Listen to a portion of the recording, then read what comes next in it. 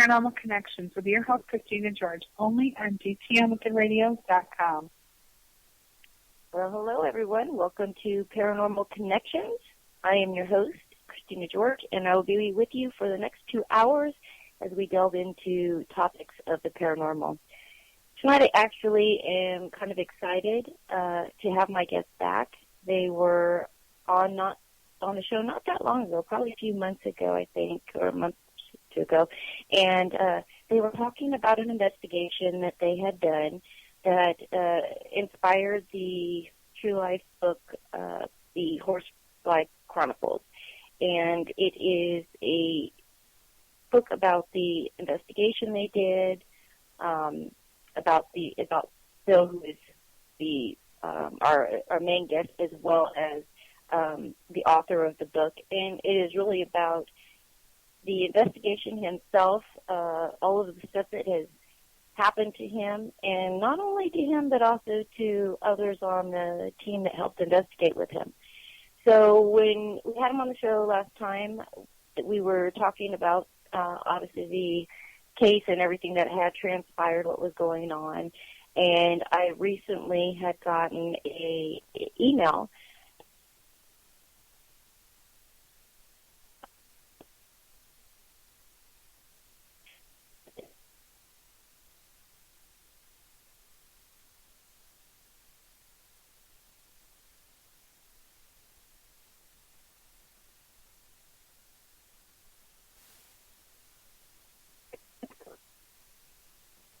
want to let people know we've got so much that is going to be going on these next few months.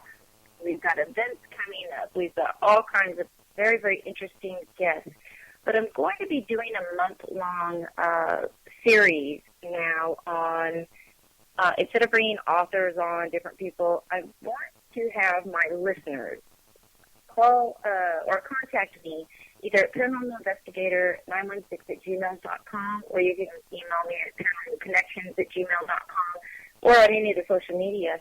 But I want you guys to get a hold of me, because if you have an experience either with near-death experiences, demonic attack, living in a haunted home, things like that, I want you to call in, because I want it to give the listeners a chance to give their stories, because I think those are so, so important. And so many people, want to focus on the so-called paracelebs and,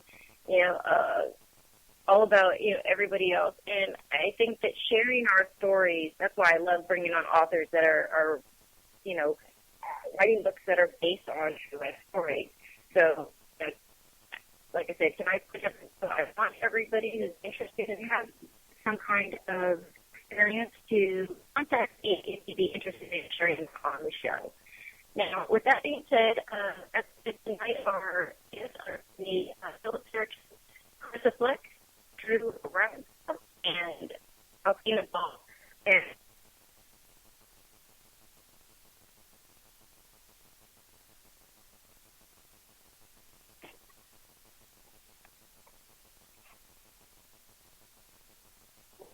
Just 1 second, we'll get Christina back.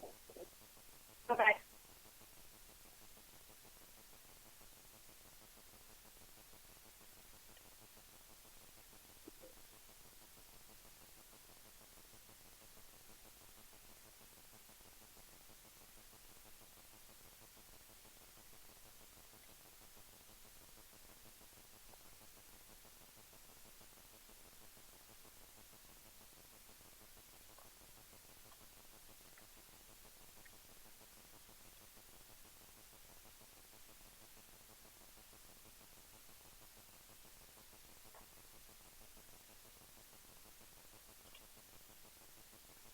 All right, one second, everybody. I think she got disconnected. If the guests want to go ahead and maybe just tell the listeners about yourself for a moment, we can start with Chris and Phil. I know you've been on the show before, so maybe you guys can just continue the chat you're having with Christina, and then we'll go to Drew while I try to get Christina back. Okay. Okay, sounds good.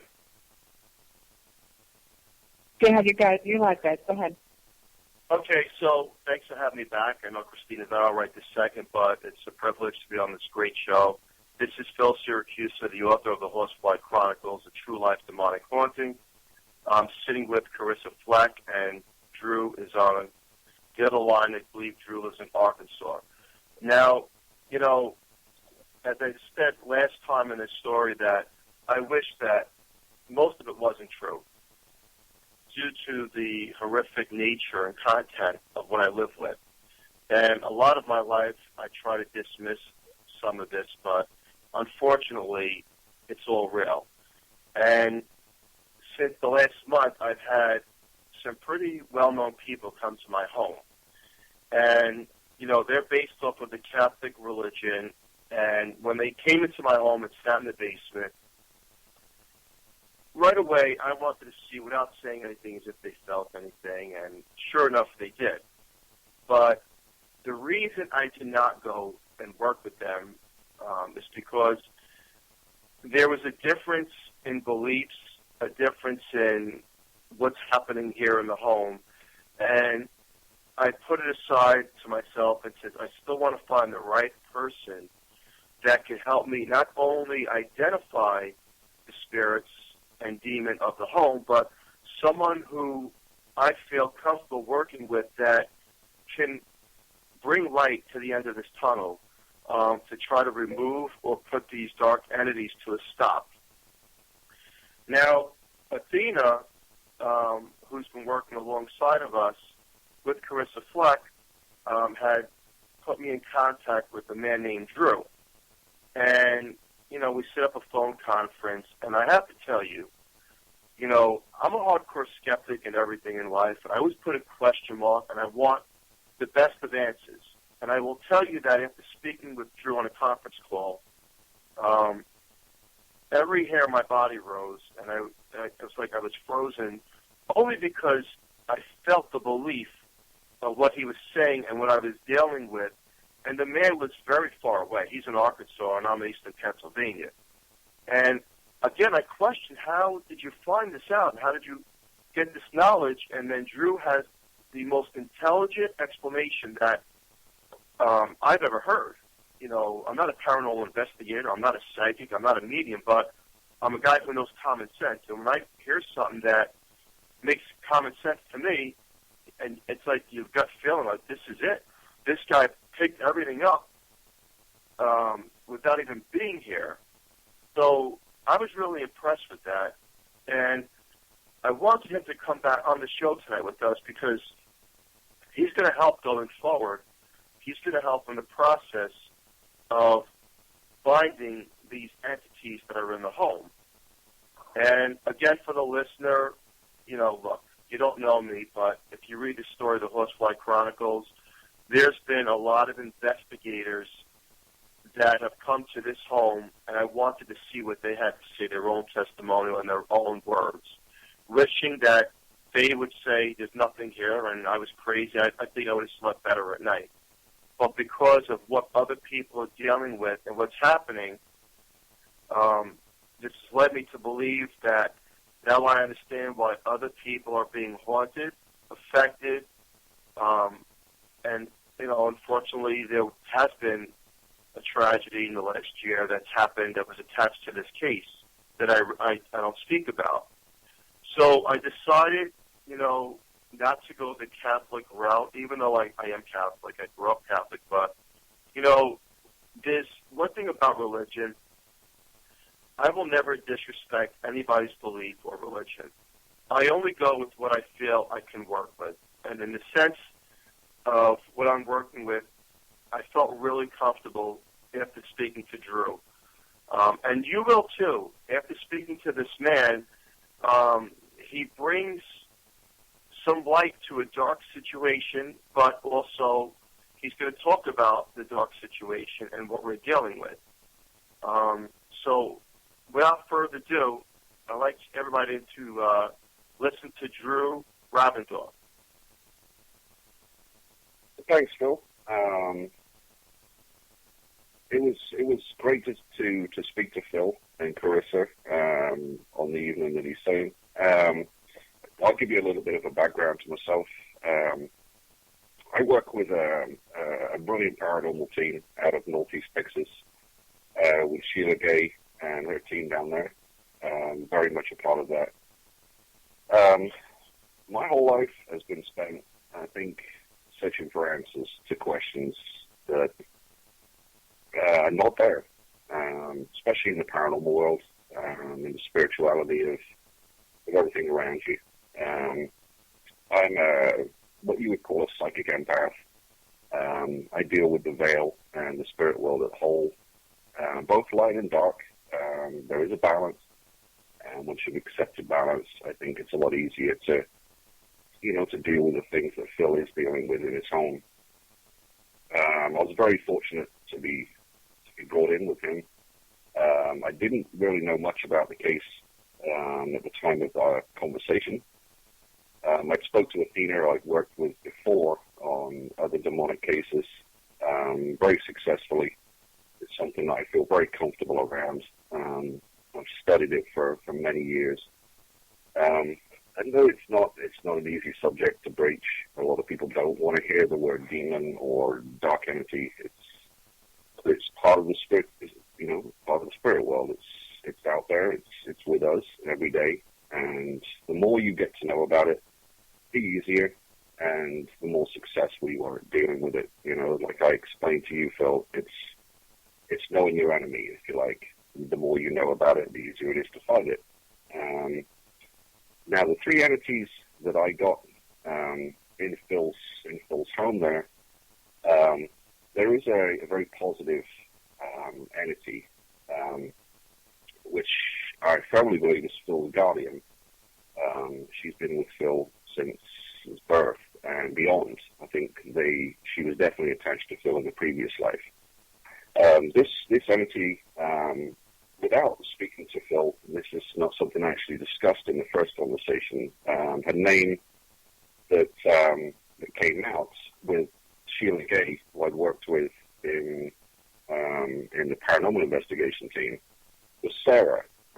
She got that name. I got it straight away. So with that connection, it was pretty obvious that's who it was, and I sort of delved further with working with my spirit guide, Anna, of who she was, and where she'd come from, and her description and her image, which I work with, being the gift I have. Now, the other two, there was a gentleman I got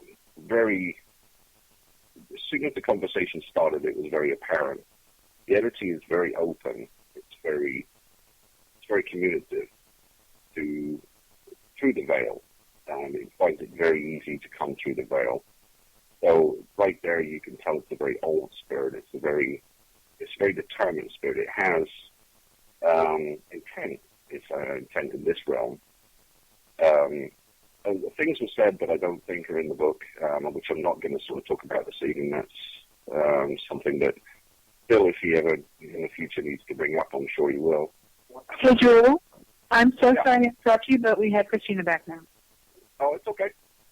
All right, everybody. I'm so sorry. What a strange thing. I was saying that the reason I called in late to the show was that all of a sudden, I've got a brand new Samsung Note 3 phone. It works perfectly fine. That's why I got a new one. I have so many problems with cell phones. And right after I put the post out for the show, I get ready to call in, and my phone starts acting up.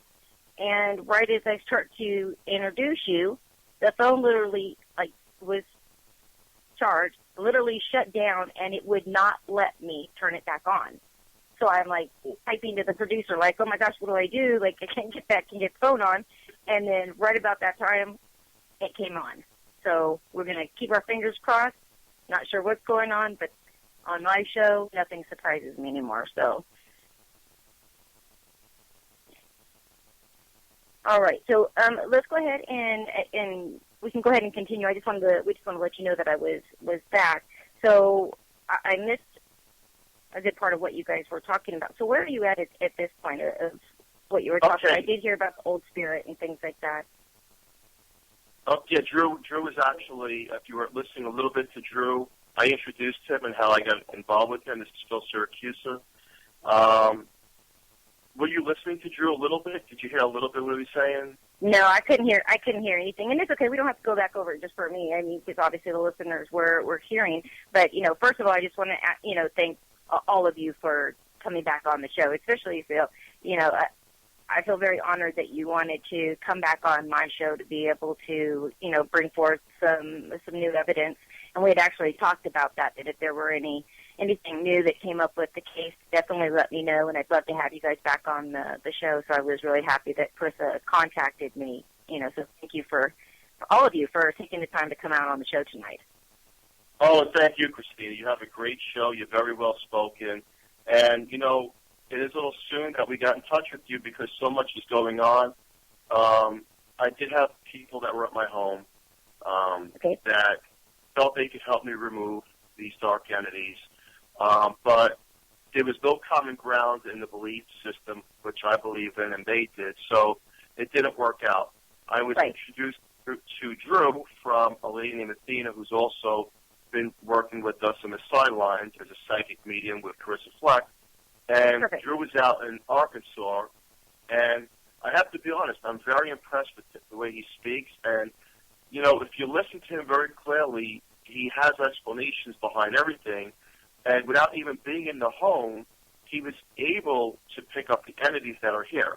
So that's where Drew was leaving off, and he was on the second entity. But, Drew, if you could just go back with Sarah again, I think that would help Christina follow along. Yeah, of course. No problem, though. And welcome, Drew. Thanks for being on the show. Good to have you back. Just, hope the electronics behave themselves. Yeah, we'll hope. We know how it is with psychics and electronics. We don't do so well. Yeah, right. Yeah, been there. Many a dark investigation because no one can work. There we go. Okay, so what were you able to find? I was talking, in Phil's house there is 3 entities, 2 of which came through very strongly. The first conversation I had with Phil. Now, I really didn't know much about the case, the investigations that had gone on. I really didn't want to know. When I spoke to Athena introduced me to Phil. Mm-hmm. She gave me a background of the book. So I went and I read the epilogue and just of what was sort of that had been done and what had been going on. There was nothing of the entities mentioned. Right. It would be anything specific. But the 2 entities that came very, very strongly. With the 2 entities, I'll go to in a second. But the 3rd entity was a very, very positive, a very light spirit. Now myself and my partner in my paranormal investigation team, Sheila Gay, in Northeast Texas Paranormal, we worked very closely together, very many times. But we both got the name Sarah. Now, at first, it wasn't apparent of what she was and who she was and her reason for being here. But when we got the name, I sat down and I worked with my spirit guide, and she is Phil's guardian. She's very close to Phil. Mm-hmm. She's very protective of Phil, but she's very, how to put it, she's very intuitive of other spirits that are around. In the spirit world, you get spirits who are they're not aware of anything else. They're not aware of any other spirits. But she is. Because she's very close to Phil, and I believe she's been close to Phil in a previous life, not just this one. Mm-hmm. That she is his guardian. I got that she was a small girl, possibly 8, 9 years old. I described her to Phil, and that's what he sees, which was good. It was very positive because it sort of gave me confirmation of what was there.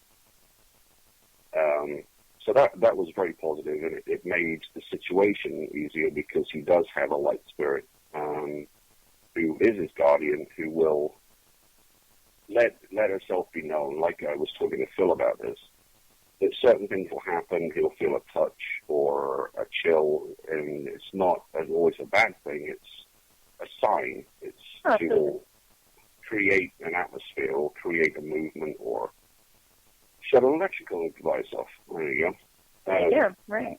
As a sign. I found it very interesting that he called the book The Horsefly Chronicles.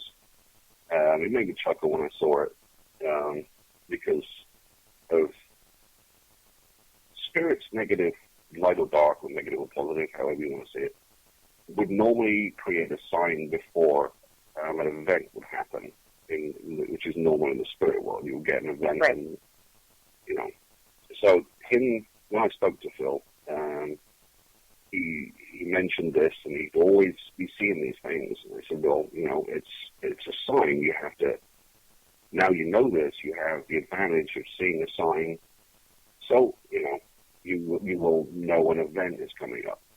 Right. Not always a dark event, and not always a bad event. Sometimes it's a very positive one, which is Sarah, his guardian. Excuse me.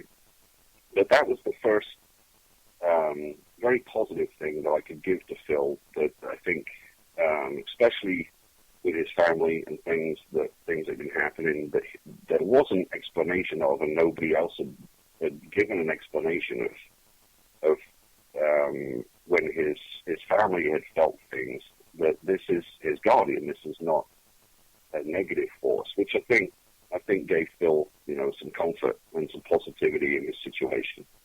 Well, of course, yeah. I mean, because to think that, your house is filled with, dark spirits, especially when you've got, a family that, it's affecting, to know that there is, something positive there is definitely a good feeling for sure. So that I'm glad you were able to pick up on that. Being a psychic empath, it's good to give someone some good news for a change, because it doesn't always work that way.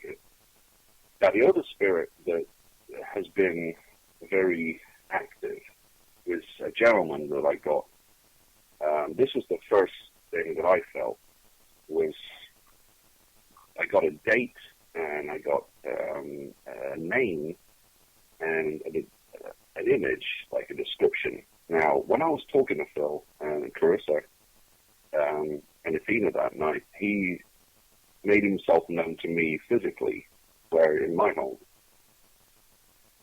which was very interesting. I didn't feel threatened by him, which is a gentleman, and the best description I can give for him is a very tall gentleman, a very aristocratic gentleman with a cane and a top hat, but very intent on achieving something in this realm. He's very angry, very vengeful, and having spoken to Phil, like I mentioned before you came back on, Christina, there's some things that aren't in the book that we spoke about that, if in the future Phil wishes to release the reasoning behind some of these things, that would, that's really is on Phil's corner. But the activity from which he was brought into this realm, the rip that was caused in the veil, has made him very, very angry spirit. Not necessarily a dark spirit or not a malevolent spirit, but a very angry one. I love, actually, that you say that, Drew, because, I run into this a lot, too. We'll get people that watch a lot of, like, say, these, paranormal shows, right? Mm-hmm. And anything that seems to happen, like if you get pushed or you get scratched or, anything bad's happening, automatically everybody thinks that it has to be demonic, because only something demonic really, really bad could hurt you, that a human spirit could never do that, and that is so not true. If you were a very nasty person, let's say you were a murderer, serial killer, and you don't cross over, you don't release any of those traits, so you are still going to have it, and being trapped, or stuck and not crossing over, a lot of times, and the frustration of people not understanding that they're there or what they're wanting, can just have a very nasty, nasty disposition where they will then start to physically affect the clients. You know, so I see people right away, you know, like if they get scratched or somebody's been pushed or somebody's been hurt, right away everybody wants to call in, you know, like a demonologist or something like that. And a lot of times, again, it's like that can just piss them off even more, you know, because it's like... It really does. You're right. That's really what you're going to... I'm not a demon, really. It's funny. I've dealt with a lot of cases, and I've dealt with a lot of people. I've done house cleansing, both with a demonic force, with a real demonic force. Or you've got cleansings, like you said, Christina, you know, when a person dies, their spirit will more than likely hold the same temperament or the same feelings that they did in real life. If you're for want of a better word, an ass in real life, you're going to be an ass in the spirit. Just the way it works. Okay. So this person, now, there is a bit more to this that I spoke to Phil about, and I explained to him, but like I said, that's in first honor to release that information. So that he's the sort of spirit that can be reasoned with if an explanation is given or a promise to put right or wrong. Right. He is and usually they want something. With. Yeah. Exactly. And this is what this gentleman wants. Now, I spoke to him for one of it, for like face-to-face, if you like. I was able to connect with him very strongly and explain to him that, you know, mistakes has been made in the past and this has happened in the past, but it was done with no bad intention. So, you know, I wish him well, and anything that I can do personally, or Bill or Carissa or Athena that are dealing with this, we will gladly do. As you know, Christina, when you're dealing with the spirit world, whether it's an investigation or a reading or anything, it's respect. You show respect at all times. In the spirit world, that's what you 100%. Do. And this is what this gentleman is looking for. He's just looking for respect and to put a wrong right. And this is what we're going to do. And he's content with that, and that's slowed down a lot in Phil's home as far as him being obnoxious and just pissed off. That's great. And Phil, I'm sure for you that's, you know, like a dream come true, because you've been, you know, dealing with this for quite a while. You know, and it's one thing, you know, going through this, even another to, you know, have somebody who's a team, you know, a team member that's involved in this, because each case is so different. And when you get something, and yeah, you may be able to say, okay, yep, we can validate that this thing is here. We know where it came, you know, where it probably came from, all these different things. But then you're kind of stuck like, now how do we get rid of it? And again, I was kind of concerned. And I remember the last show I was picking up on a lot of this stuff as well. And, you know, that was one of my concerns is that, you know, you got to be really careful to pick the right people to help you, because, you know, even with human spirits, it can make it, you know, much worse, you know, if you really upset them. You do. You do. I mean, Phil, I mean, you had a view of what was going on, and this, I think, was caused a lot by the previous people that you dealt with and had been in. And I think when Phil sort of turned 180 and saw, you know what, spirits do have feelings, they have emotions, they were alive once, so to respect them in death and to work that way. And I think Phil sort of jolted back a little bit, and he's like, you know what, yeah. I mean, what do you think, Phil? Is that a sort of a good description? Sure, yeah. I think you kind of, you know, when you're in this situation, you're looking to the other people that, you know, are there to help you. You know, you kind of look at them as the experts, you know, on what you should do. And, you know, unfortunately in this field, you know, there are a lot of amazing teams. There's also a lot of teams out there that really, you know, jump on a bandwagon about everything being demonic. I mean, every team is different, and so you never know what you might get. And I truly believe that the teens out there really do want to help. I just sometimes think that too many conclusions are jumped to way too soon, and it's one of the reasons I was so happy to start, using my abilities, to help more people in the paranormal field and that we're dealing with this because, I can visually see them. So, it's much easier to be able to go and have a conversation with the spirit than it is to try to take a bunch of equipment out and try to decipher what something means or might not mean. So it can be very confusing even for teens to understand what's there, what's going on, and what do you do to fix it. It is. I work with a great team. The team I work with are fantastic. They're very professional. They're very respectful of what they do, which is why they're a good people to work with. My biggest pull is my gift. But with having pictures, video, when using K2s and stuff like that, it's good because it gives you validation. Absolutely. It gives you, especially people who are not, people who are coming into the paranormal world, they're coming into investigating. It brings them a sense of validation. Okay, and you can, it's like a sign. This is moving. This is what's happening, or in a picture or a video or an EVP. It's very, I would say, comforting to somebody who was very adverse to belief that these things exist and they need to be brought to the front and shown as they live among us. But people, I've dealt with teams who don't go in with respect and will go and antagonize and and it makes me mad because these people, some of them don't want to be here, some do want to be here. Right. I do, I crossed a lot of spirits over, and like you, Christina, I do see them. I can see an expression or a feeling where it helps me when I'm crossing over or I'm dealing with, what's happening at Phil's. You have a very light spirit at Phil's location, and you have a very dark spirit. Right.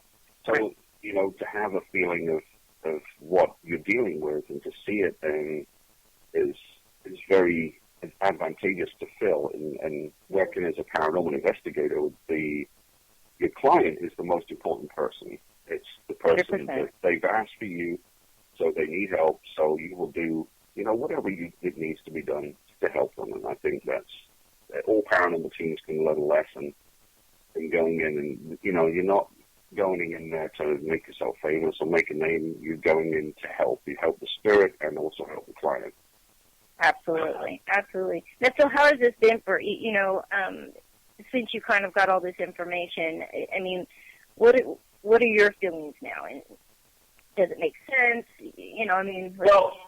Well, I have to say that it makes a lot of sense. And like Drew never met me, and he lives out in Arkansas, but for him to pick up the things that he picked up with and give me an intelligent explanation behind it, I do know Sarah, and the second person, I kind of had a feeling through other psychics like Carissa that had mentioned it. But I think before I speak any more, Christina, I want Drew to, unfortunately, reveal the third entity. And then we'll have a conversation on this. And Drew, you take it from there. Okay. With the third entity, it's a very demonic force. First of all, I'm not going to the name of the demon. No, don't say that. For sure, don't. You don't want to do that. That isn't going to happen. No, absolutely don't want to do that. No. I did discover the name. I released it to Phil and Carissa and Athena, and would express of this has not got to be spoken about. When you're dealing with a demonic force, they are very connected. They're very powerful entities. They know they're being spoken about. They know, and they will. Like I said to Phil, if you imagine a chain, And with each person who says it, each person who is involved, it creates a connection. And it will move down the connection. And it will affect the people involved. Now, luckily, myself, having dealt with a lot of these cases, I deal with witchcraft a lot as well. So I know how to cast my protection. I know how to protect my home and myself and the people around me. Unfortunately, not everybody does. The people who don't know about the paranormal, who don't know how to cast protection and have protection around them, are very much affected. Now, Phil mentioned a few people that have been affected, and unfortunately, I think this is the case. Athena as well, she's very well versed in these sort of things, and the demonology and all that sort of stuff. So it's the people involved in this, and Phil included, I'm going to work with Phil, and Athena's going to be present at the location, and myself also. It is a very powerful entity. It's what I would call a Class 2 demon, which is gaining power through people that have been involved in this that don't have protection. It will gain power. Now, whether it's a light spirit or a dark spirit, it's basically what you're talking about is energy. Whether it be very negative energy, like I said to Phil, with his kids being angry or himself being angry for no reason, because it's feeding off negative emotion. So to keep the house as very peaceful as possible, and it's very calm, and is sort of starting the fight, if you like, with this entity, because it can't feed off anything negative there. So like I said, I released the name to Phil and Carissa and Athena, which we will be dealing with very soon. But when, the listeners who are listening, if you're starting to deal with a demonic force or a very dark entity, like Christina said, it's not all things that happen on investigation caused by a demonic force. The demonic force will work very subtly. It's not a very overwhelming experience at first, because it learns. A demonic force is a smart force. It's been around for a long time. So it's not going to out itself, if you like, immediately. This is something that's going to work over time. It's going to draw energy, and it's going to grow. And unfortunately for Phil, this has happened for a long time. So the force he has in his home is a very powerful one. That one, nonetheless, that myself and Athena and Carissa, who's going to be there to help, we'll be able to deal with.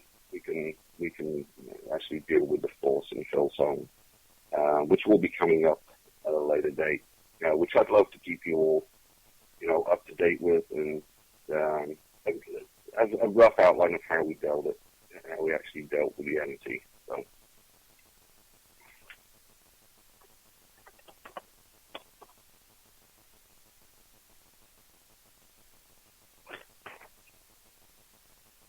We lost you again, right, Christina? No, she's still there. Okay, oh, this is so weird. Well, no, it's not. Of course, as soon as I start talking about this now, it's just start happening again. But what I was saying is, a lot of times these things will try to mimic other things. They may try to mimic themselves as a family member so that you won't want them to get rid of the person, to that person. They could, say they can make their, self be perceived as, something good or, something different. I mean, they know what we're thinking. Yeah, this is what exactly, Christina, which is why when you're dealing with a demonic force, you don't want to make public the name or anything like that, because they will know. Right. And right. they use what's called a glamour. They will glamour themselves to anybody or anything or a situation or a feeling. to gain the energy that they need. And right. Phil's become very aware of this now, so I think that's going to, again, help in what we're going to achieve by the binding. So, well, one of the things that I picked up with when I was first interviewing Phil was that although he does not feel as if he's got psychic ability, he is very gifted. Very gifted. Phil is sensitive. He's very sensitive. He's very sensitive to what's around him. But, and unfortunately, people who are gifted, and their abilities are activated, and they are not very accepting or understanding of them, become very big targets, bullseye for things like this. Yeah, absolutely. They really are. Also, I explained to Phil, if you have knowledge, and especially in the paranormal world, if you want to work in the demon realm or anything like that, knowledge is power. Oh, yeah. You have a lot of knowledge, you have a lot of power. And now absolutely. People, and they know, the entity involved, the demon involved, knows that I've become involved and I've dealt with a lot of areas in the demon realm and demonology. So it's a very strong white light for man. And Athena also. Athena's extremely gifted in demonology. We worked together. We've banished and binded a lot of demons in the past. So it's that's aware, great. and it's going to fight. It's going to come at you, and it doesn't want to be behind it. It doesn't want to go anywhere. Well, this is one of the problems that I have when unqualified teens they figure like, okay, I'm a paranormal investigator, so I can probably take on demonic stuff too. And they go out there, have no idea what they're doing, and the next thing you know, they've got something going on with them. Because what people understand is that if you really don't understand this stuff, whatever your faith, your belief in is not strong, you go in there, that thing is going to laugh in your face. It will wreak havoc in your life for even trying to take it on. And many people come under attack trying to help clients because they have no clue. They go from being an investigative team to being one of our clients. They really do. Oh, I've had many teams, many investigators over the years that have ended up with attachments themselves from investigating, not believing that they need to, practice any kind of protection or anything like that, and go in messing with things that they really have absolute no clue in. Now, again, I don't really believe in per se, there's classes that, will be taught. I mean, a lot of this stuff is kind of, unfortunately, back in the day was trial and error, and that can be very, very dangerous. But the people who have experienced this stuff and made it, through to the other side and been successful, those are the kind of people that you need to successfully be able to get rid of things like this. And not everybody should be taking this on, for sure. Exactly. I mean, my advice to any paranormal team who, is interested in spotting or is new or go in with no team member who's experienced in dealing, with the veil, the realms, with the spiritual side of things. I'm very lucky because I am the gift I have. I deal with the realms a lot, and I deal with the veil, and so we sort of go in with a very open mind with, in a spiritual sense, absolutely, not just the physicality of what's going on in the location. Absolutely. Especially Sheila Gay, who I work with. She's a practicing witch, or she's also a very strong empath. So us together, we cast protection on the team. We protect the home as we go in. So we create a barrier where, if you imagine a big bubble around the house or wherever we are, nothing can get out. So we keep it in there, and we bubble the team, if you like. But it really is, my advice to up-and-coming teams is to learn. Is to learn protection. Everybody can do it. You don't have to be gifted, or you don't have to be That's right. gifted.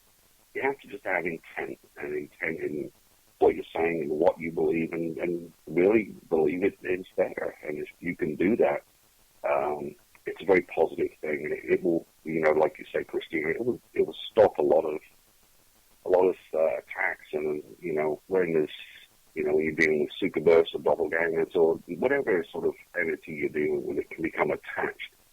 Is to keep it away, and it's a good thing. I think the more people learn about it, and it's commonly known, it's a good thing. And I think with especially Phil's case, where this thing is so close attached to him and his family, to learn the art of protection in the home and make it a regular thing. Make it you sit around the dinner table, people, whatever your religion, you'll pray for cash protection. You hold hands and you protect the family. It's a good, habit to get into. Especially in a haunted location like Phil's. I mean, extremely active. That would be my advice: is to just learn, gain knowledge. That's where I would go with that. Absolutely. Now, and we will say that Athena will be joining us in about 15 minutes at the top of the hour. We'll be taking a short break. We'll be bringing Athena on to kind of talk a little bit about, how she was brought into this and the part that, she played, what she got, things like that. So it'll be definitely another second hour well worth waiting for. Phil, I want to go back again, I mean, obviously I've had you, on before, heard the story, and boy, I'm telling you, most people, read your book and blow them away, and I get a lot of people who think, boy, like this, what we dealt with is so scary, and, it's nothing compared to what you and others, have experienced. So how do you feel now? Like, where do you go forward from here? And do you feel confident that you finally have the answers where you can get rid of this and kind of go back to a regular life? Or do you see yourself now, because of everything that you've went through, really sticking around to maybe give your experiences and help to other people? Well, I said it earlier in the show, and I say it on almost every show, I wish that none of this was true, that I was living and dealing with. But unfortunately, it is true, and ghosts and demons and spirits are real. They do exist here in the physical world. Now, having said that, I was really, really blown away when Drew came up with the name Sarah and the second entity, which I will talk about a little later on in the show. But then also the demonic force that lies into the home as well. The Paranormal Activity in the last few days, there's been like an uprise, and it knows now that I'm speaking to somebody who can help remove or bind this entity. So, I really didn't sleep the last 2 nights, and I'm 47 years old. That sounds kind of silly. Quite frankly, I'm not afraid of anybody in the physical world, but when you go to bed and there's something right behind you, I'm afraid because I don't know what I'm turning around looking at. It's there. It's active in the sense that it knows that there's a little bit of a battle that's going to happen. Now, Sarah will always be around, and I'm going to talk a little bit about her. Right. The second entity, like Drew was saying, there has to be some kind of an agreement. Look. Once you can find out what he wants, then he will be willing to cross over or, quit, doing if he wants to say quit doing what he's doing. But it's much easier to deal with than, the third thing you have. So you've got like 3 levels. You got one that, is not going to bother you, hurt you, it's all good, the Sarah. Then you've got, the next one, which again is, has been pissed off and been, kind of honoring, but you can deal with that. Something pretty simple to deal with, especially if the right people that can interact with them. And, most of the time, they just want something to be done, message to be given, something like that, that's holding them here. Once they do that, they'll cross over. So, like, those are kind of the first 2 levels that are pretty easy to deal with. But how do you feel about, obviously the third one? The third one has a lot of power in the sense that, well, I don't talk about its name or give it power. Right. What Drew said is that, and it makes sense as well, like, I've talked to people who were going to come here and remove, or they had the hand of God, and because they were Christians, and I am Catholic, but I do have my own beliefs within the Catholic religion. And I'm right there with you. What I see what the force of this thing is, and the power that it has, when someone was here a couple of weeks, it was like 3 or 4 weeks ago. I'm not going to mention their name, but there's a movie based on them, and they felt that they had the power to remove it. And when I sat across from them in the basement, I got this pain in my stomach, and it started to slowly come up with aggression, hate, and hurt, and very, very vengeful against this person that was here. And I told that person that was sitting across from me, and then they went into a gaze of looking at something in the basement. Something happened which I didn't catch that was behind me. And after the session, I felt like that wasn't the person that was going to be able to help me, because there was a difference in beliefs of what we're dealing with here. And I honestly felt, because I'm living with this for so long, that this entity can destroy these people. And I don't say it with the courage going to the entity. I feel this entity's power. I can feel that tightness of aggression, of what it wants, of what it thinks. And, when I spoke to Drew, and he was able to pick up on this, I was thrown back. Because, back in the summer, Carissa was seeing the Top Hat Man, and, I don't see the Top Hat Man. I laughed at it at first. I'm like, really? She goes, no, there's a man with a top hat. And now it's verified by Athena, who was here, and now Drew. But now Drew's bringing other parts of it, how this man is, why he's here. And now it also makes sense of why he's here. So, we don't have to see, I don't have to see to believe. What I'm feeling with and what I'm dealing with is far exceeds what we understand and comprehend here in the physical world. So going forward, I hope to bring peace to my family first and foremost, because the anger and the tension is very, very bad. And, I always try to rule it out and say, well, maybe it's just people having a bad day, but the aggression sometimes overtakes your thought and brings the most evilness feelings within a person. So, I hope that things go smoothly with this whole binding. And I really feel confident that Drew, working with Athena and Carissa, can put resolution to this. But, it's made to be seen. I'm going in this with positive thoughts.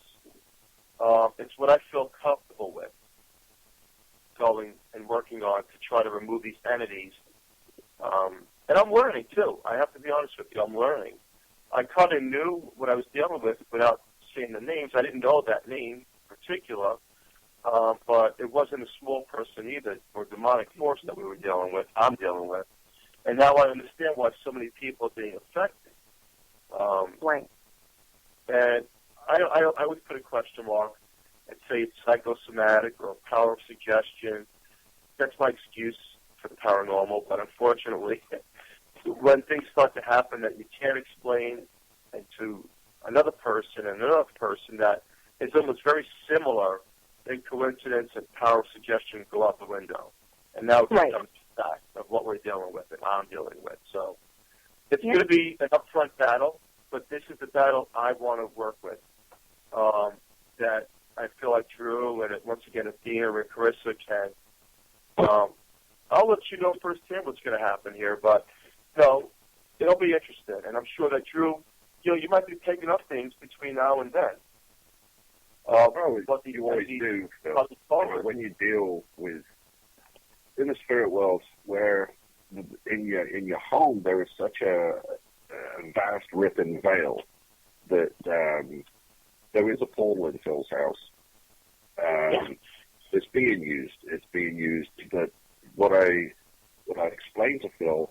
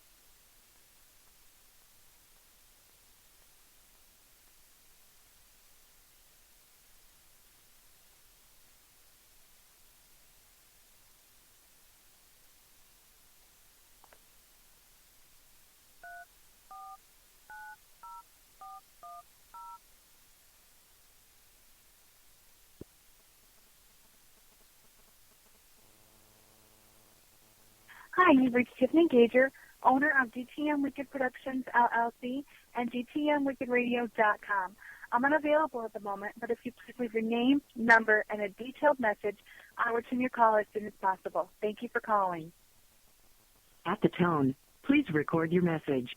When you have finished recording, you may hang up or press 1 for more options.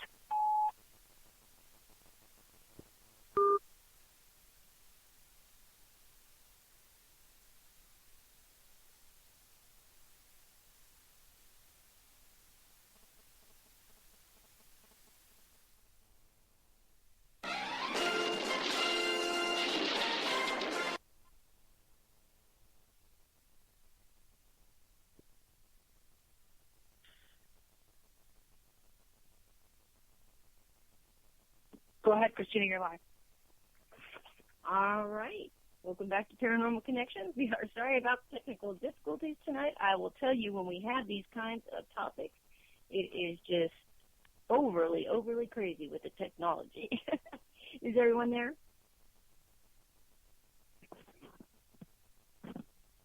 Well, I think that we may be getting our other guests back on the line. If anybody can hear me out there, can somebody in chat let me know that you guys are hearing me loud and clear, and we'll just go ahead and keep talking until we can get our other guests on to the show. Very, very interesting. Okay, looks like Caribbean Mama says she's there. All right, so okay, everybody can hear me. So we'll go ahead. This is nothing new, as we know, for my show. But also, like, it always seems like when we're talking about, like, negative entities, demonic spirits, you know, any of these kind of topics, the electronics just go crazy. Now, I want to pair that also, I'm thinking, with the fact that not only do we have myself as a psychic, but Drew is a psychic, Chris is a psychic, Phil's a sensitive, you know, like, that is a whole lot of energy across our airwaves. So it could have a lot to do with it as well. So we should have our guests. Do not like us, I swear. Yeah, there you go. We got Drew back. Yes, absolutely. I tell you, I tell these stories all the time because, like, literally people who follow me on Facebook, I go through, I hate cell phones, but because of my shows and everything that I do, I have to have one. And I literally go through at least 7 cell phones a year. Oh, I can't wear a wristwatch for the same reason. Oh, no, I can't either. They just stop. Yeah, I haven't had a watch for forever. Yeah. Athena's there. All right. Hello, Athena. How are you? Good. How are you? Good. Thank you so much for being on the show tonight. Oh, no, thank you. Well, we will hope that we can keep everything connected because we've been having all kinds of craziness with the technology tonight, which Drew and I were just talking about, you know, with all of the psychics. It seems to be, you know, a common thread with us, but also, you know, having us all on, you know, all on electronics talking to each other and dealing with this case, you know, also stirs up a whole lot of energy as well. So we'll keep our fingers crossed. Absolutely. Going. So now, yeah, well, there you go. Well, we got to blame somebody. As long as they don't blame me, because I'm usually the blame. So it's nice to have other people to blame this time. Just kidding. But, Krista, are you and Phil still on the line? Yes. Yes, we are. Okay, perfect. Well, Athena, we've been, you know, obviously talking a little bit of everything that's been going on, and I do want to get to you and talk about, you know, your part in all of this. But before we get there, I want to kind of talk to just Chris a little bit because we haven't really, you know, got to hear from you much. You know, how was it for you? You know, I know that you were on the show last time, and you know you were brought in to give, you know, some readings and some foresight what you saw. And, you know, I know myself as a psychic, when we give information, you know, obviously the information never makes any sense to us because it's not anything for us. It's just we're just giving the information. Yeah. But I know for me, when somebody else comes in, maybe another psychic, and is able to validate a lot of the things that I've gotten and picked up and get that validation, it's kind of like, yeah, you know, even though we know that, you know, what we did is like it's what you get, but it is nice to have other people validate. It's all the same for you. Well, you know, when Drew was actually speaking with me, and same with Christina, when she said something that registered with me, you know, my jaw was just dropped. You know, because it's the stuff that I've been picking up on this whole time. I mean, you know, before I even got to Phil's house the first time, I experienced the demonic entity that Drew described in detail that we won't talk about on the air. Right. You know, for him to say that and confirm it with me, he has been the only other person that's come in and has been able to confirm what I already knew. Right. So, now, was it frustrating? Go ahead. Was it frustrating, though, for you to have, you know, so many people that were like, you know, like a lot of conflicting information, you know, and everybody's... You know, there really hasn't been too much conflicting information when it comes to this case. I think all the psychics and mediums and sensitives and investigators that have been brought onto this case, I'm very lucky to have worked with all of them. You know, a lot of them have backed up everything I've said. Oh, awesome. And so, well, I guess conflicting was not good, but I meant so many different opinions. No, I mean, you know, actually everyone's opinion seems to be dead on. The only thing that annoys me is when certain people come into the case thinking they have the hand of God and can get rid of anything and everything. And, you know, like, that just gets under my skin a little bit because it's just like you have to listen to the client and what they're telling you, and you have to just devour what they're saying. And for me, like, I personally will go down my clients, whoever my client is, their religious or spiritual beliefs, I will find people that are connected to them to help them. I don't like people that push their own beliefs and own religion down a client's throat instead of working with a client and trying to help them actually get rid of this situation and control it, Because at the end of the day, that's what it's all about. It's not about who stopped this case, who made this case the connection gone. It's about finding the client help from people. Right, absolutely. I couldn't agree with you more, and that is something that I talk about all the time because my team, we are a very eclectic group. We all are different religious backgrounds, things like that. So we know all different types of ways to do cleansings and bindings and protection and all different things. But what you said is so very important, and I stress this a lot when I'm lecturing, is about that you have to really take in, everything into consideration when you take on a case. That is like if you have a client who is an atheist, right? And you go in and your team wants to bring in a Catholic priest and put holy water around your house. Like, that is absolutely not going to work. And they are not going to be okay with that, And I keep telling people, it's so important. What's really important is the intent behind it. So, like with our team, we have a lot of different, background religious beliefs, but everybody has that strong one intent that we're all there to pull together to help this client. And so, like I said, we have I think it's 4 pages now or 5-page long, questionnaire that our clients have to fully fill out. It has everything from, medications, illnesses, their background. I mean, you name it, we ask it, because all of that really plays in to figuring this all out. I feel like these cases are like jigsaw puzzles, and every person involved. If I can just cut in there real quick, Christina. Of course. What Athena said is I think is so spot on. When each client that you come across, whether it be a very private household, whether it be a big location, whatever you're investigating, it comes back to what I said earlier on in the show is respect. You have to respect the client, and you have to respect their wishes. You have to respect the activity, the spirit world. But whether it doesn't matter, spirits, especially in this case in particular, because this is where we're going with this show tonight.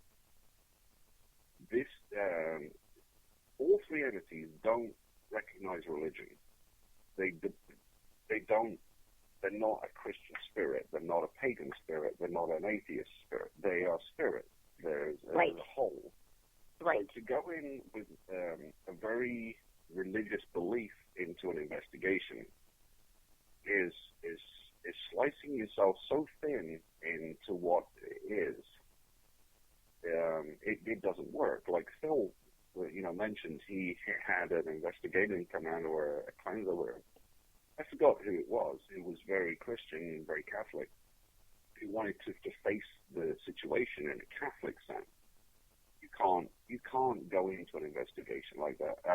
Me myself, I'm pagan. I have been all my life. I know Athena. I know Athena's beliefs.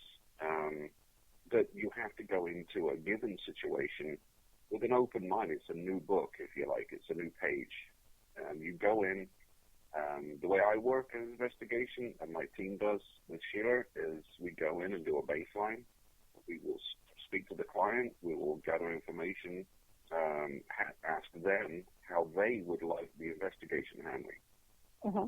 You can't go into someone's home or a place of business or, wherever you're going, and this is how I'm going to do it. You Whether you like it or not. Like that. Right. You can't do that. But there are a lot of teams that do that. There are, and these people give the paranormal world as a whole a very bad name. It does, and it makes our job a lot harder, and especially as investigators who go in and they do this. And I'm one who I really try to avoid TV shows in the paranormal world. I've met a lot of them. I've met the team from the Paranormal Lab. I've met a lot of them. And they all have the same mindset. I think not all of them are like that, but because of the situation they're in, they have to produce viewers. It's entertainment. It is. So they get told we have to have viewers. Right. This right. has to happen, this has to happen, blah, blah, blah, blah, blah. But and people don't want to see nothing happen. They want to see, what they think is demonic attacks and everybody getting hurt and everything negative, Mm-hmm. I'm sure you, and I know Athena has, because, Athena's been a close friend of mine for a long time. We've dealt with a lot of cases. I've been on investigations, and my team has, old teams of mine have, where nothing happens. Right. It's dead. There's nothing. That doesn't mean that something isn't there, and that doesn't mean that something doesn't happen, but, it doesn't happen on demand. You can't click your fingers and the spirit world does what you want it to do. It doesn't work that way. True, but it also doesn't mean that everything that happens is paranormal, because we know that there are so many things out there that, there are very, very, valid explanations for it that are not paranormal. And this is unfortunately, we'll go in and we'll take readings. Now, the team I work with, and now Sheila in particular, and the team I work with will go in and, like you do, with a questionnaire and with like an affidavit of, of what's going on. I think that's important for the client to realize that, although they've experienced this, the first thing, it may not be paranormal, which is the first thing I will ever look for, whether it's electrical or there's a current. If you're there's so many different things. Absolutely. Microwaves, smart meters, you name them. There's just so much right now that can cause. You've got a stove in the basement that makes the noise at night when this is Well, we found these smart meters, cause hallucinations. So people will believe they see things. There's also certain drugs, medications, lifestyle, everything. Absolutely. What Athena said was right. It's so very important. That was actually me, Carissa. Yeah, go ahead, Chris. I'm sorry, Carissa. I thought it was Athena. I'm sorry. We just took I'm gonna get to Athena in a minute. We just wanted to talk with Carissa for a minute and get her opinion, because we were talking about everything else and didn't get a fit her in. But we're gonna start with Athena in a minute. From the Northeast, they have that same New Jersey accent. I'm from 6,000 miles east. I can't tell the difference. No, I just wanted to clean it up. It's okay. But she's right. What she is, she's right. What she says. You have to really focus on. Every investigation is very individual, and you have to focus on every client as individual. Like the paranormal world, people who are coming in, and unfortunately, like you said, Christina, there are teams out there who it's a very broad spectrum to them. Everything is the same, and these things can happen, and it doesn't work that way. The paranormal world and the spirit world, it's like our world. It's very unique. It's very cosmopolitan. It's very different. Every circumstance is different, and you have to treat it that way. You can't go in with a Bible in your hand and start, quoting scripture. That doesn't even do anything. A spirit hasn't got religion. I always say this to people: that spirits don't have religion. They don't know what religion is. Right. But they know who they are. Right. So if you can connect with a spirit openly and with respect, completely ignoring religion, they will connect with you stronger. If you start going one avenue and that's the only avenue you're ever going to work, that's not helping the client. And the most important thing in this, I know we call it a business or a love, whatever, but for me it's a love, is respect of every situation that you go in. And that's why I love the team I'm in. And, what was said was right by Carissa. She's very, very bang on. I think I like that. That was very accurate. Great. So, Carissa, now, I know that you had, some attacks yourself after dealing with this, this case. How are things now for you? Honestly, they're still there. I have been working on protecting myself more and more, which is good. But I'll still feel things that are happening at Phil's house. They will happen at my house at the same time. And I think it's because I've built such a strong connection with this family. The other day, I remember I called Phil, and I was like, I heard heavy breathing, and I heard like this in my ear. Sitting behind me in the sofa when I was watching TV. Now, I called Phil and told him, and he was like, that's really strange. Apparently, 5 minutes prior to that, his son came screaming, running downstairs, saying that someone was heavy, like, he was sleeping and he woke up heavy breathing. So, I mean, like, I don't know if the attacks are so much targeted towards me now that I don't live here. I live at my farmhouse. But I feel that I'm still connected to the attacks in the family. And I feel like I probably always will be for as long as this case goes. Now, it's been a wild ride this past since June that I've been on this. It's just been crazy. So much has happened, and I'm not going to go into all the details because I've been on the show before. But, especially when Drew was describing the man with the top hat to me, I remember it in the summer, and I'm not going to go into too much detail, but I can channel. And I remember in the summer, it's actually described in the Horsefly Chronicles, the Curse of the Horsefly Chronicles, that happened to me. We were sitting outside just having a few drinks and just relaxing, talking. Phil's brother was in town, Dominic. And all of a sudden, I just start channeling. Now, I've recently started channeling. I don't really know how to control it just yet. But I actually start channeling the man in the top hat. And, a lot of things that I've said are not written in the book. And the things that I've said were pretty much the same thing that Drew said to Phil about this man in the top hat. Down to when he was from. I saw flashes of his life as he was entering me. And the things that I said to him only registered with Phil, and they were things that Phil hasn't told anyone. And then for Drew to come in and be able to pinpoint those same things that I had picked up on and pretty much say the same reason why this man is attached to Phil was insane to me. And even Athena picking up on a top hat man.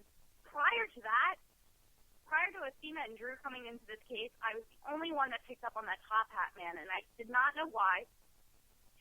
But, it's awesome to have that confirmation like we were talking about before. Right. I can say whatever I want to say, and, if I believe it, I only have to believe myself half the time. But, for other people to come into this case, Athena, Drew, Sean, everyone else that's been involved that has abilities, and for them to put different pieces of the puzzle of what I've been picking up on this whole time is just awesome confirmation. It really is. And, it definitely fits, like, everything they are saying, and without revealing too much of it, because, we don't want to endanger the listeners or yourself. But, like, everything, from the second before I even met Phil, the stuff that's happened to me, it all sort of just starts to make sense and register bells in your head. And, I think that, again, we get a lot of people that once, even clients or whoever, once their stories and their experiences are validated, it's like, wow, it's great. And, again, even as psychics, and I want to get to Athena here in just a minute, but as psychics, as I said, the information that we get is not our own, not for us. No. It's just a message. So, for me, nothing that I ever get, does it ever make any sense to me. It's either, and, I used to always worry about that when I was younger and trying, and giving messages because sometimes people wouldn't understand them either. Like, sometimes I'd give a message and, like, everything would be correct and they'd say, well, everything's correct except this hasn't happened, so I don't know what that is. And then, like, a week or two, they'll call me and say, oh, my gosh, remember when I didn't know what you're talking about? Well, it just happened. So, and I'm like, well, it's not like they told me, okay, this happened in the past, this is going to happen in the future. It was just like, here's the info. I'm just getting all kinds of info. Here it is, and let me blurt it out, So it's like the deck give you, a puzzle, and you kind of have to sit there and put it together. That's the best way that I can describe the messages I get. Unless I am channeled, when I'm channeled through, when the entity enters me, I'm able to speak clearly. I know exactly what's going on because it's not me talking at this point. It is the spirit that's entering me. And they will say full sentences and things that make sense to whoever they're trying to get through to. And that's happened quite often. That ability started for me probably back in the summer. So it's fairly new for me to be able to channel. And, right. But that's a little different. When I'm just hearing things or thoughts in my head or getting words, it makes no sense to me. But I've learned just to say it. I've learned just to go with it and say it. Because half the time, it does mean something to someone. I'll be out in a store and I'll hear someone talking to me about someone that's standing next to me, a perfect stranger. I don't know them. And, I've learned that it's better just to give the message on whatever it is and how crazy I may sound to that person or what their beliefs are, just to say it. And, I'll tell you 9 out of 10 times that people just look at me like shocked with their jaws dropped. And, well, that's I will why tell you. Well, I will tell you that, I agree, because I get that a lot too. Like, spirits will come up to me and they'll hey, I need, this message to be given. And I'm like, I don't know these people. Like, you can't just expect me to walk up to them and just say, hey, guess what? I've got a message from your dead relative or dead friend.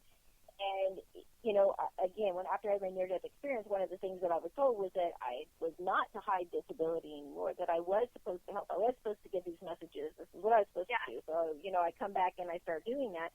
And I was a little hesitant at times. And I will tell you what changed my mind is I did a reading. I was in the hospital.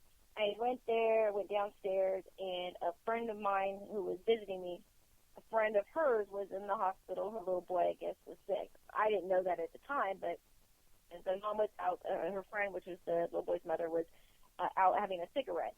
And as we were passing, she saw my friend, and they started talking. And all of a sudden, this little girl shows up. Little girl, like 4 or 5 years old. A beautiful little girl. And she starts telling me that she to get me to give her mom a message. And I'm already knowing, like, this lady does not believe in psychics. Yep. She's stressed. She's not, like, this is not going to go good. And I literally, probably for like 15 minutes, was arguing with this little girl, like, I'm not doing it. And this little girl literally threatened me and said, if you don't give her the message, I will come home with you. And I will stay with you until you give the message. And I thought, oh, my goodness. Like, how in the world, like, you're going to haunt me if I don't get this message? Are you kidding me?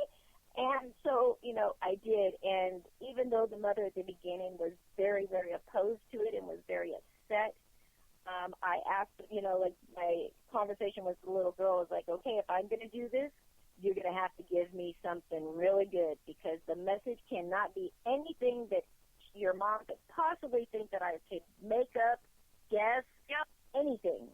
And she did. She gave me an information about that. The one way she would know that it was her was the fact that she was, that the last thing that she had said to her was that, don't worry, you will always be next to my heart. I will always carry you next to my heart. And the lady had a sweatshirt on, and she just started bursting into tears. And, of course, when I said that, now I'm thinking I said something bad or wrong, right? And I just ruined this woman. And instead, she looks up, and with tears just streaming down her face, she pulls out a locket with her daughter's ashes. Wow. And so, she wanted to hear the rest, and it was good. So I've learned that, yes, when they are very insistent, there's a reason. And our job is to give those messages. And so that's, what works. We were born with the gifts that we have for a reason and a purpose. I don't really like to do readings anymore.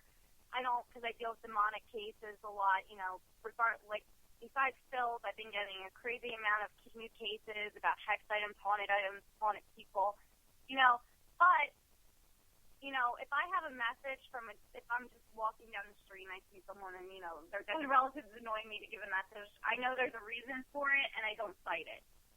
Good. So I'm my way looking for it anymore. However, if I get a message, I've learned it's better just to say it, because I've actually been haunted by people that I've not spread the message when I was younger. There you go. Yeah, that was my whole thing. I have to deal with enough. I don't need to have somebody calling, bugging me about all that. So, Athena, again, let's now we'll get to you, and thank you so much for joining us on the show tonight. Oh, thank you for having me. No, you're very welcome. So, why don't you just give a little rundown on how you were brought into the case, and everybody's kind of given a synopsis of how the part that you played in this, but we'd like to hear from you personally on what you were picking up and things like that.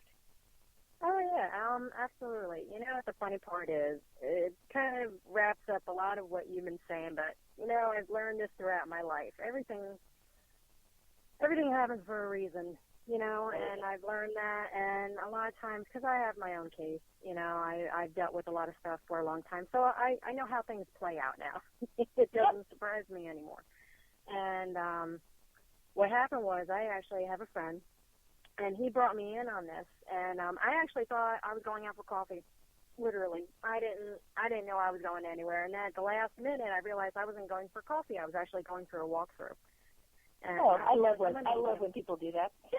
Oh yeah. Well, it's funny. I mean, it was just miscommunication. It wasn't that he didn't say, hey, we're going for coffee. I just thought, because we've been always, we kept saying, hey, let's get together and we'll talk about like a lot of stuff, and I just thought we were going for coffee. And he's like, no.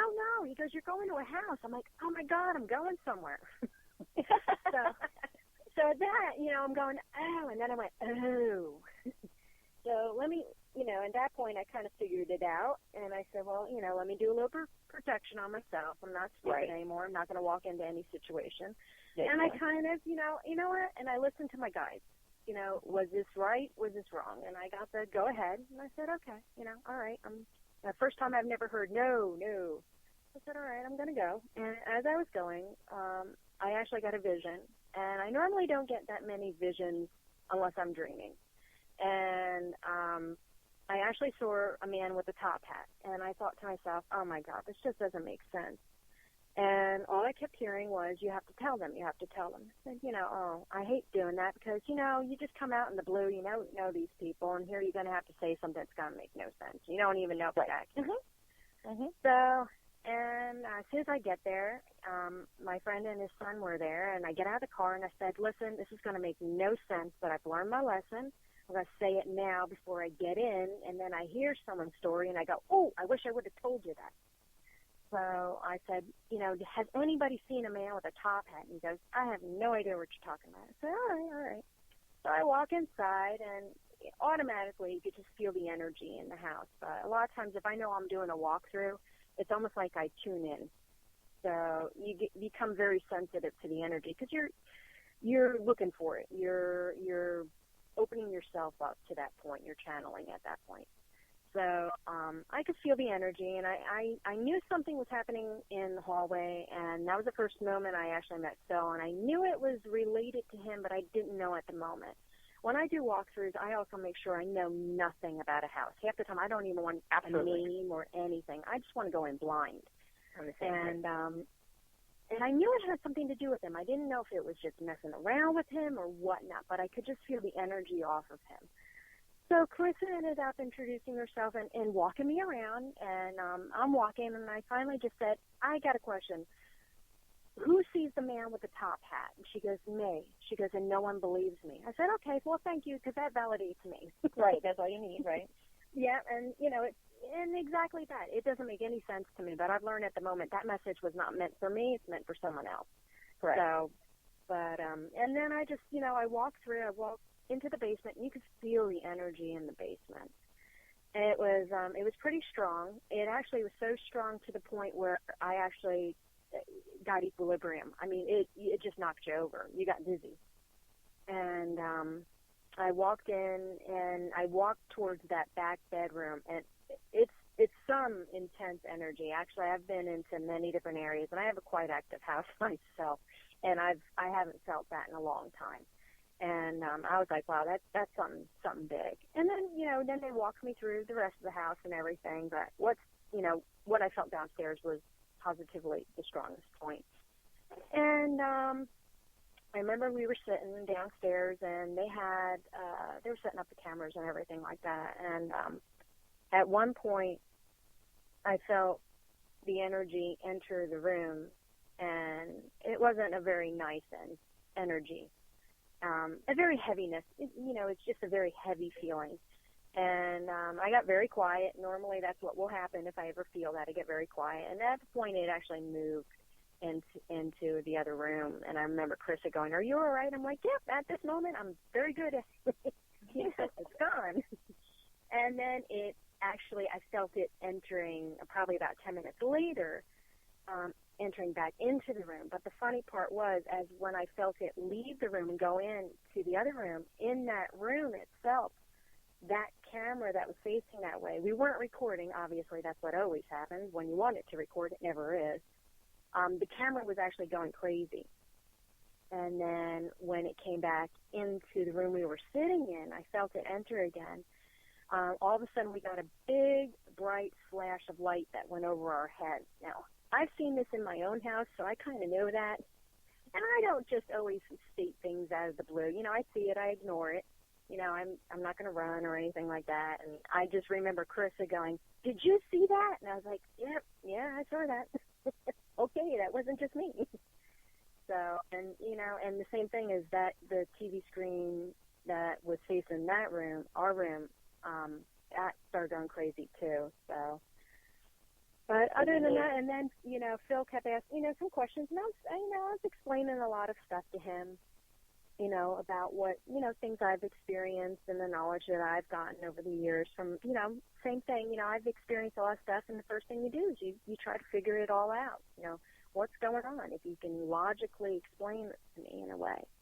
So we had a good discussion and everything, and then the more I came down the road and listening to them and listening to what was happening and everything like that, I kind of realized at that point I needed to contact Drew. He's a really good friend of mine, and I knew he would be able to actually help out the situation a lot.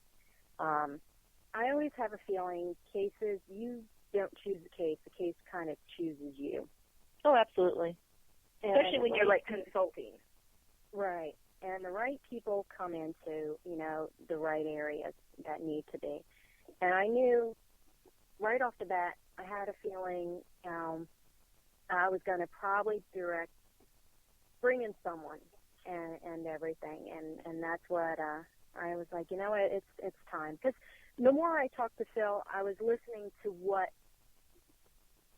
his needs were. Not so much his needs, but his questions. And I figured at that point, you know, I think that my really good friend Drew would actually be able to help them out the most.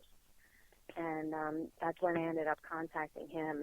And I ended up getting on the phone with him and just chit-chatting with him and telling him things I was experiencing and everything.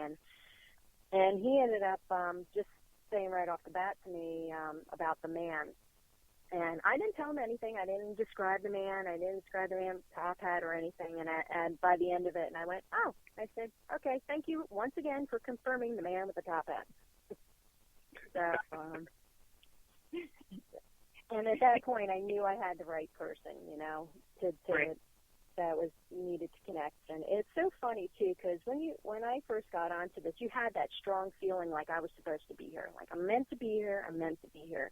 But a couple of times when I directed a couple of people, it just seemed like it's almost like parts of your mission are like, okay, you did your thing. You know, that's a good pat. You're almost done. You're almost there and everything, you know. And at that point when I contacted Drew, I was like, yep, I knew I did the right thing. Like I thought, it's almost like you were the one who got a little bit of piece of puzzle into where it was needed to be, you know? Right.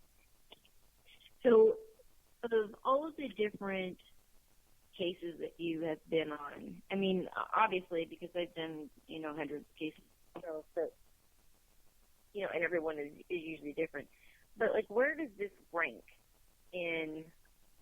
Well, I'm going to clarify something a little bit. I've done a lot of investigations, but most of my investigations that I've actually done are more, I don't do private investigations. I don't do private homes at all. So I'm going to clarify that right out. I have my own.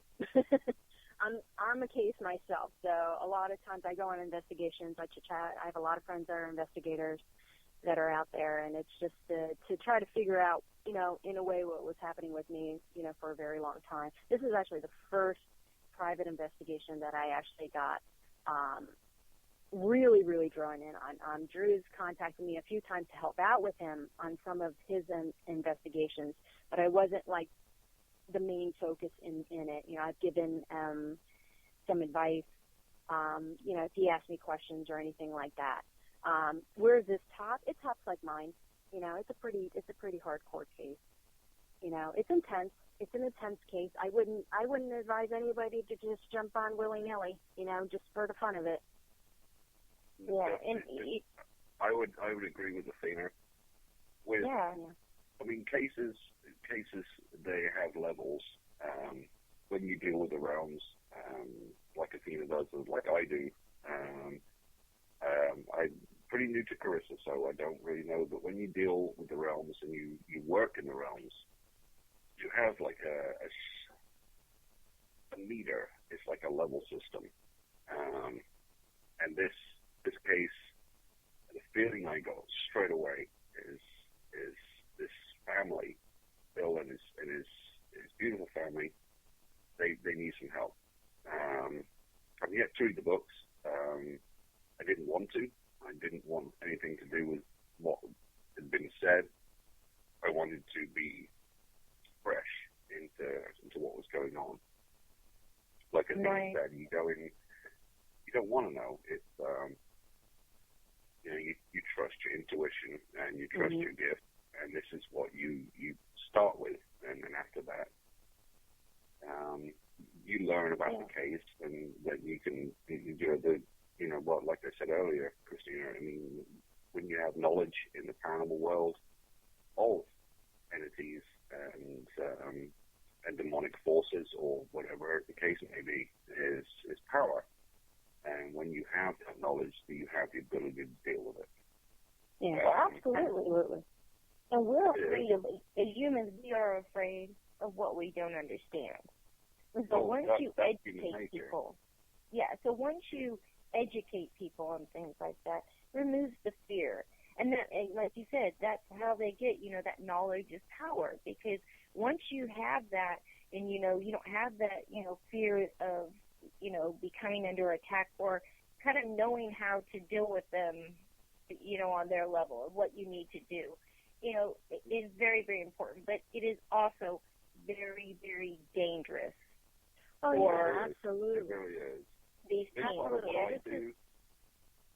what I do with Athena and people on my website and stuff is to teach. I think if you are very, very fortunate to be gifted with the things that myself and you and Athena and Christina and Carissa are is to teach. It's to enable people to deal with the things that they come across. I think fear is a really good thing, and this is why I think to be afraid of something is to understand what it is. If you don't have fear, then you have a losing hand, so to speak. I think when you fear something is when you have that sense, that tingle, that thing that you need to be fearful of this thing, and to step back and to gain knowledge of it, be able to deal with it. I think a lot of it too is you need to have respect. You do. It's all about respect. The paranormal world and investigating, if you don't have respect, you don't need to be investigating. You don't need to be dealing with demonology. You don't need to be dealing with a veil. It commands respect, and if you don't have that, you need to step away and you need to rethink what you're doing, or to gain that respect to move forward. Well, I will tell you that starting out where I started really investigating and being in the public eye almost 15 years ago, has been one of these things that back then there weren't very many paranormal teams or investigators out there, and the ones of us that did do it, it was more word of mouth or just knowing somebody who might know somebody who knew me, you know, that, or knew that I could go and, you know, maybe see if I could connect with the spirit in the house, because that's really what I was doing. I wasn't, you know, bringing a bunch of equipment or anything. Like, I didn't need an EVP recorder because I could communicate with them directly. So I would just go in. Right. So, I mean, that's what I had always done was, you know, like if somebody says, oh, gosh, you know, my friend moved into a house and they're having all kinds of weird activity. Could you see if you could walk through the house and see if there's anything there? So I did a lot of that. And then when, you know, the TV shows came on where they were actually going out and investigating, the only thing they were really doing, you know, was getting equipment. And so I thought, well, you know what, actually, like, I never really considered myself a psychic, you know, because it had such a bad, you know, taste in the mouth of everybody.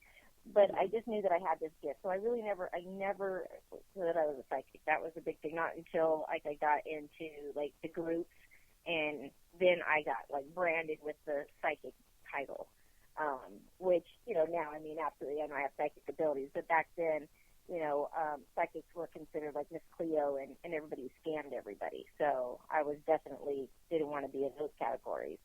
So back then we really did it because we cared about people, and, you know, that was the philosophy. You know, the client was what was important, and most of us were helping them because we ourselves had experienced this kind of stuff too. So we didn't want other people to have to go through what we went through. Same reason I mentor children with abilities on how to accept them, control them, understand them, all of these things, because, again, I don't want a teenager or a child to have to go through what I went through, because times are so much different and the stressors are so much stronger that it can push them over the edge. So I try to, you know, start working with them young. But the field has changed very dramatically, and now it's not about working with each other, networking. I love to network.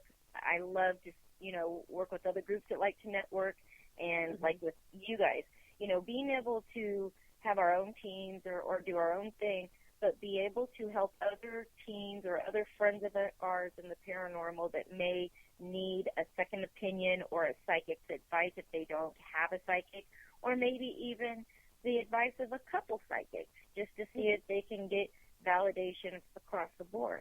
I love doing that, but it's turning into a lot of, it seems like, ego and a lot of negativity, because, you know, everybody's fighting for the limelight. Like, nobody wants anybody to investigate in a place they've investigated, because it's like it belongs to them. You know, everybody now, before, everybody wanted to be a paranormal investigator. Now everybody claims they're a psychic. You know, and now the next step is everybody's claiming to be a demonologist. Like, they put a rosary around their neck and they're, you know, hold a Bible, now they're a demonologist. And, you know, we're so, I think, they've got people focusing so much on the darker stuff and getting people, you know, fears and things all riled up, then I'm seeing a lot more coming forth. Are you guys seeing, like, or involved in a lot more cases that are seem to be more negative? Because I know my team has. Well, I do notice, like, I don't. Go ahead. We'll ask each one of you, so, because I think it's a question to ask all of us. So go ahead, Stephen. You can start. Well, you notice that. I mean, I do notice there's, you know, a lot of teams. And for one thing, that's the first thing everybody always says, you know, oh, you're working on a bad team, like a bad case or something. And because I've had my own experiences, the first thing out of my mouth is, why does anybody want to, like, just, you know, want this? Right. I like to help people out because of what I've been through. So, you know, maybe they can answer my questions and I can answer their questions, and we can all, you know, help each other out. You know, and I always, you know, and I always think, why are people just driving out there in droves going, this is what I want to do. I want to go demon hunting. I'm like, first of all, you know, you got to be careful with that. And I don't know how many real cases there are out there anyway of completely that. I'm like, but I know what I've experienced, and you really might need therapy if you're going out there for kicks, you know. Yeah. But I noticed more and more that I think that's just the thrill, you know, more people want it. But I will say one thing is, I think once everybody has a calling, per se, and I think once maybe you become involved in certain things, maybe you're more geared to be around it, because maybe that's a little bit of your calling. Right. Not so much you ran after it because, you know, it's like a Disneyland for you somehow, but it's something that happened to you. Yeah. Right. You were led to work in that area based on what your experiences have been and where it's taken you. Right, and I truly believe that. I mean, that is very true. And I think with me, we're talking more, we do our team does a lot of private homes and private cases. And for all the years that I've been doing cases, to be honest, like a good 75-80% of them were just very, either residual hauntings or somebody, was left because they had a message or, something like that. It was very simple things to be able to take care of. Nothing hard. But since the shows came out, and I'd say at least the last 5 years, I see that the cases that we're getting have changed considerably. And a lot of them are sounding a lot like Philip's case. And I'm being brought in on a lot of cases. I'm being called in to consult on a lot of cases now, and even being contacted by a lot of listeners and things like that.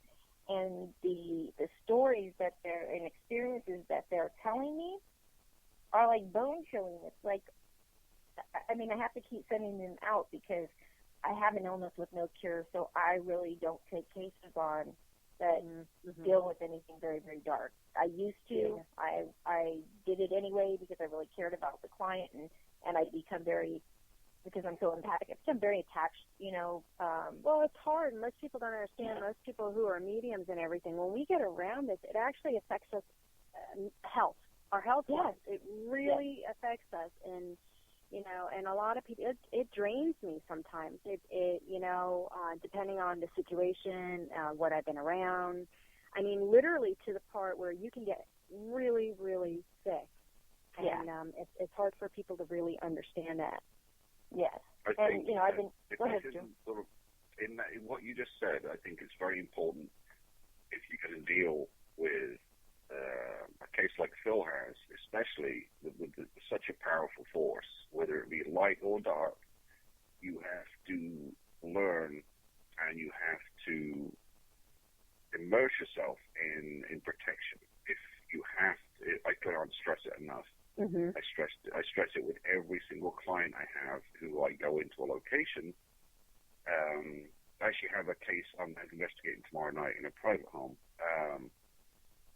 to cash protection. If you have a force, whether it be light or dark, that you are finding problematic, if you have that protection, that you can protect yourself against an outside force or energy, it stops all the negative force coming in. When you're dealing with demonology, or demonic force, a dark entity, a succubus, a doppelganger, whatever you are dealing with that's going to create an attachment, and this is what this is.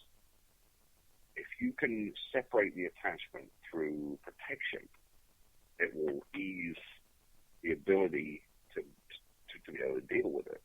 Right, and to be not to be able to affect you so drastically. And you, without affecting yourself.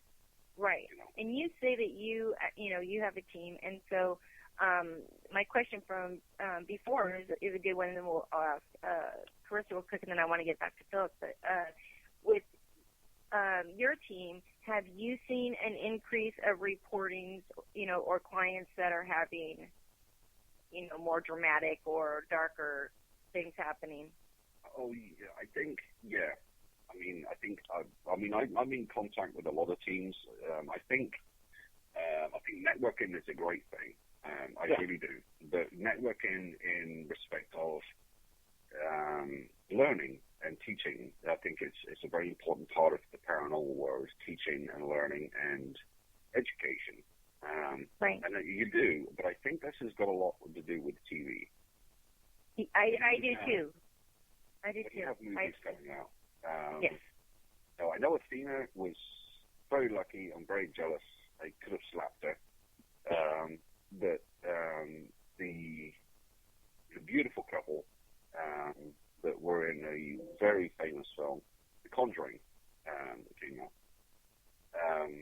Athena was very, very lucky to meet the lady involved. that her life was spent education. It was education, education, education. And I think that's very important. And I think the TV and I think movies that are coming out are increasing people's, and I think the word that I'm looking for is psychosomatic. You feel a lot of things that are going on at home can be explained. Some can't, and this is where the likes of us come in. But people have a negativity or a negative force. They feel a bad feeling. It's got to be demonic.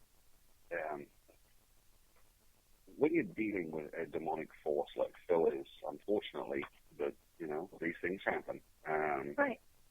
It's not a massive, like I said earlier, it's not a big surge. It's not. A demon will not make itself known in your face.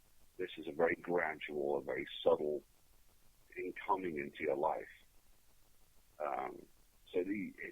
I do, in answer to your questions, there is. I've had a lot of people contact me, investigation-wise, my team as well. This is going on. I need you to, come to my house and investigate. And, it's a 50-50 thing. You can go there with a baseline test and, you can explain everything away.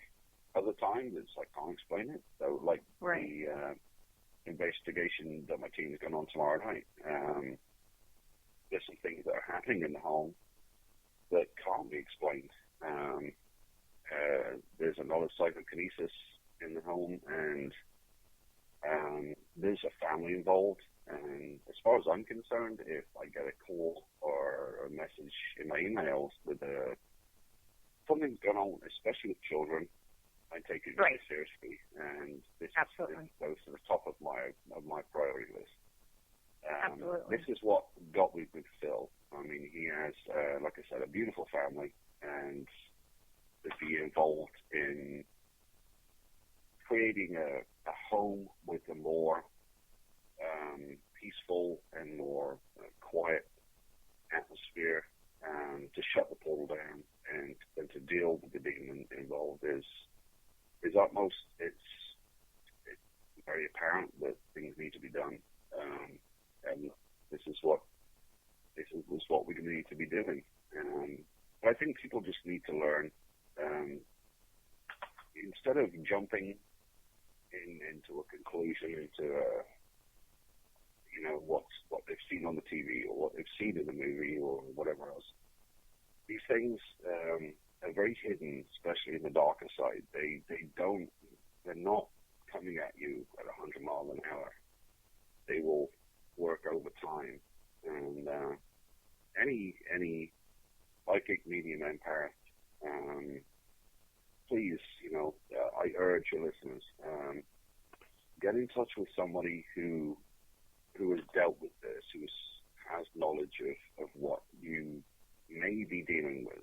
Don't just contact the crazy paranormal investigation team that's in your town, because it could make your situation worse, not better.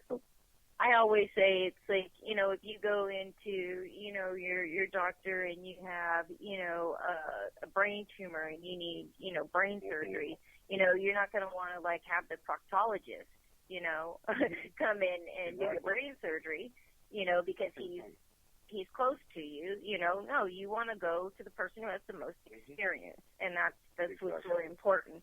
So we've got about 6 minutes left. So, I want to switch just a little bit and get back to Phil real quick in just a second. But, since, everything that's happened with this case has really, had a lot of negativity, kind of attached to it, this whole story, this whole case, everything that's going. And I think that, obviously because of the story, it focuses a lot on that. But, for me, I'm one of those, people, I guess, that, I always see the glass, half full. So I feel that we need to, now realize that there is, kind of that light at the end of the tunnel.